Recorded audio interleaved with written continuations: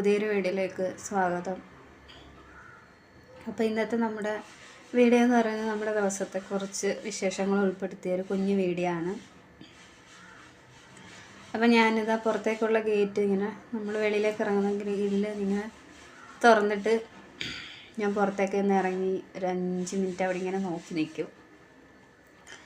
അപ്പോൾ രാവിലെ എല്ലാവരും നടക്കാനൊക്കെ പോകുന്നുണ്ട്. പിന്നെ അവിടെ രാവിലെ ഇവിടെ കോലമൊക്കെ വരയ്ക്കും. അപ്പം ഞാൻ പിന്നെ അകത്തേക്ക് വന്നു എല്ലാവർക്കും പുതിയൊരു വീഡിയോയിലേക്ക് സ്വാഗതം എന്നൊക്കെ പറയുവാണ്. അപ്പോൾ ഇനിയിപ്പോൾ രാവിലെ ഞാൻ കുറച്ച് വെള്ളമൊക്കെ കുടിച്ച് ഇനി ചായ ഇട്ട് കുടിക്കാമെന്ന് വിചാരിച്ച്. ഇപ്പോൾ ഇന്നലെ ചിലപ്പോൾ പാൽ കിട്ടിയില്ല, അപ്പോൾ ഞാൻ കട്ടൻ ചായ ഇട്ട് കുടിക്കാമെന്ന് വിചാരിച്ച്.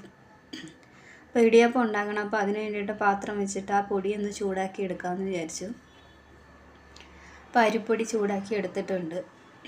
അപ്പം ഞാൻ അത് ചൂടാക്കി മാറ്റി വെച്ചിട്ടുണ്ട്.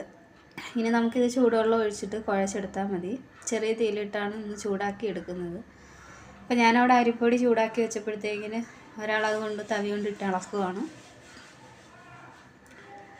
അപ്പം ജോഷക്കുട്ടൻ രാവിലെ എൻ്റെ പുറകിൽ തന്നെ എണീറ്റ് വന്നിട്ടുണ്ട്. അപ്പം ഞാൻ വീഡിയോ എടുക്കുന്നത് കണ്ടപ്പോഴത്തേക്കിന് ഇനി അങ്ങോട്ട് തിരിഞ്ഞ് നിൽക്കും.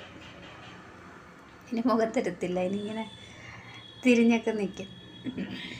ചിരിയൊക്കെ വരുന്നുണ്ട്. എന്നിട്ട് ഇനി തിരിഞ്ഞ് നിൽക്കുവാണ്.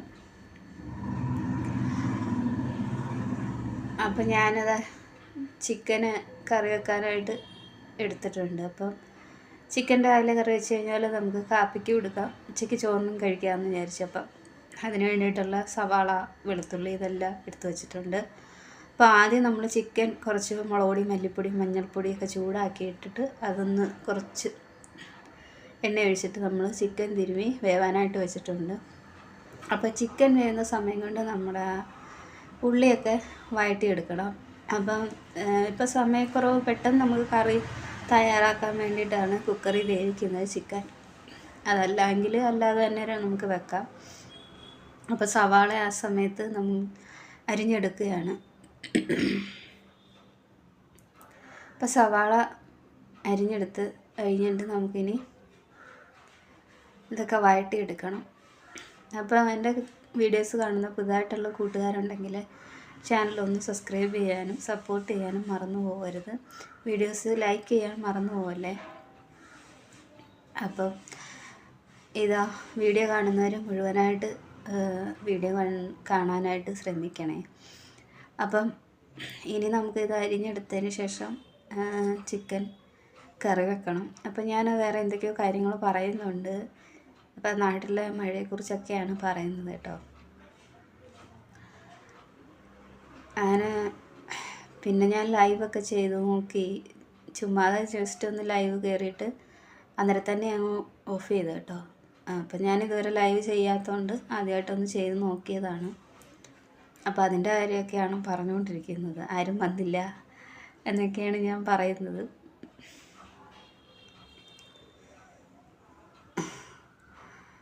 എന്നിട്ട് ഞാൻ നമ്മുടെ പൊടി ചൂടുവെള്ളത്തിൽ കുഴച്ചെടുത്തിട്ടുണ്ട് കേട്ടോ.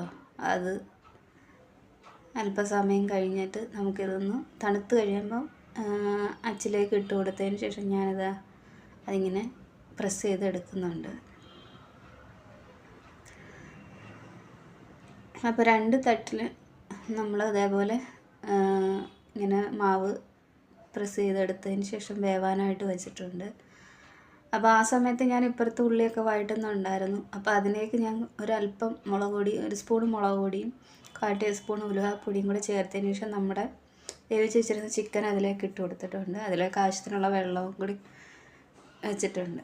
അപ്പോൾ ചിക്കൻ കറി ഇതാ നന്നായിട്ട് തിളച്ച് റെഡി ആയിട്ടുണ്ട്. അതിലേക്ക് ഗരം മസാലയും കൂടെ കുറച്ചിട്ട് കൊടുത്തിട്ടുണ്ട്. അപ്പോൾ നമ്മുടെ ചിക്കൻ കറി റെഡിയായി, ഇടിയപ്പം റെഡിയായി. അപ്പോൾ ജോഷുവിൻ്റെ പപ്പ ഒക്കെ കഴിച്ചിട്ട് പോയി. അപ്പം ഞാൻ പിന്നെ അത് കഴിക്കാനായിട്ട് എടുത്തതാണ്. പിന്നെ ഞാൻ പാല് വാങ്ങിയിട്ട് ചായയൊക്കെ ഇട്ട് കുടിക്കുവാണ്. അതിന് ശേഷം കുറച്ച് പാത്രമുണ്ട്, അതൊന്ന് കഴുകി എടുക്കുവാണ്. അതിന് ശേഷം നമുക്ക് ചോറ് വെക്കണം. അപ്പോൾ ചോറ് ഞാൻ മട്ടേരി ഇല്ലേ, അതാണ് എടുത്തേക്കുന്നത്. അപ്പോൾ അത് പെട്ടെന്ന് നമുക്ക് വെന്ത് കിട്ടും കേട്ടോ. 2 വിസിലിന് പെട്ടെന്ന് വേവുന്ന ടൈപ്പ് അരിയാണ്. അപ്പോൾ ഞാനിതാ അത് വേവാനായിട്ട് വെച്ചിട്ടുണ്ട്. ഇനി നമുക്ക് കുക്കറിൻ്റെ വിസിലിട്ടതിന് ശേഷം 2 വിസിലടിച്ചാൽ മതി.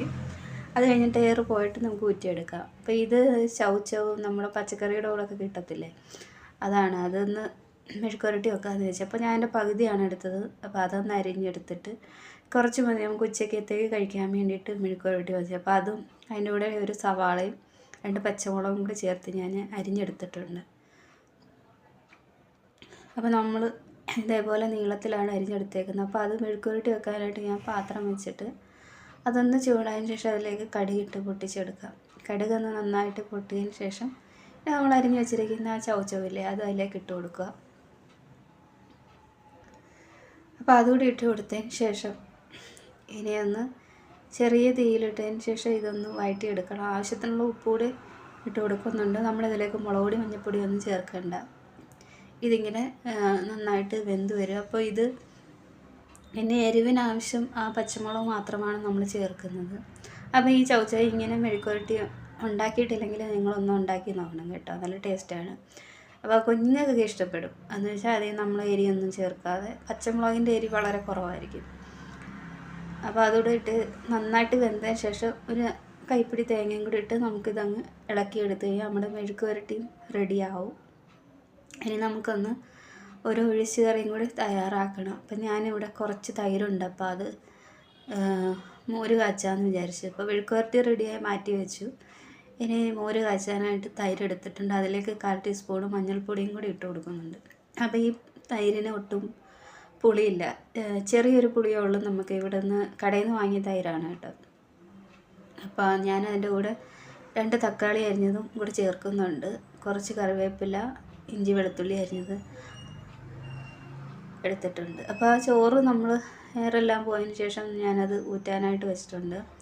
അപ്പോൾ മോര് കാച്ചാനായിട്ട് ഈ ചട്ടി വെച്ച് കൊടുത്തിട്ടുണ്ട്. ചട്ടിയിൽ നന്നായിട്ട് എണ്ണ ചൂടായതിന് ശേഷം കടുകിട്ട് പൊട്ടിച്ചെടുക്കുക. അപ്പോൾ ഈ മോരിന് നമ്മൾ തേങ്ങ ചേർക്കുന്നില്ല, വളരെ ഈസി ആയിട്ട് നമുക്ക് തയ്യാറാക്കി എടുക്കാവുന്ന ഒരു മോര് കറിയാണ്. അപ്പോൾ അതിലേക്ക് എണ്ണ ചൂടായതിന് ശേഷം കടുകിട്ട് പൊട്ടിച്ചതിന് ശേഷം ഒരു നുള്ളി ജീരകം കൂടി ഇട്ട് കൊടുത്തിട്ടുണ്ട്. അതുകൂടെ ഇട്ടതിന് ശേഷം കുറച്ച് ഇഞ്ചി വെളുത്തുള്ളി അരിഞ്ഞതും കൂടി ഇട്ട് കൊടുത്തിട്ടുണ്ട്. ഇനി ആ ഇഞ്ചി വെളുത്തുള്ളിയൊക്കെ ഒന്ന് മൂത്ത് വരുമ്പോഴത്തേക്കിന് ഇനി അതിലേക്ക് നമ്മുടെ തക്കാളി ഇട്ട് കൊടുക്കണം. അപ്പോൾ തക്കാളിയൊക്കെ ഒന്ന് വെന്തുടയണം കേട്ടോ. അപ്പോൾ തക്കാളി ഞാൻ ഇട്ട് കൊടുക്കുന്നുണ്ട്. അതിൽ കൂടെ തന്നെ കുറച്ച് കറിവേപ്പിലയും കൂടി ഇട്ട് കൊടുക്കുന്നുണ്ട് കേട്ടോ. ഇനി ആ തക്കാളി നന്നായിട്ട് വെന്തുടഞ്ഞതിന് ശേഷം നമുക്ക് ഇതിലേക്ക് ആവശ്യത്തിനുള്ള പൊടികൾ ചേർത്ത് കൊടുക്കാം.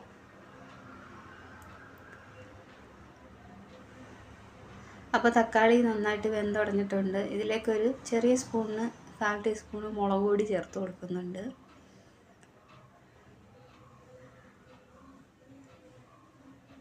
അതിനുശേഷം അതിലേക്ക് 1/4 ടീസ്പൂൺ ഉലുവാപ്പൊടിയും കൂടി ചേർത്ത് കൊടുക്കാം.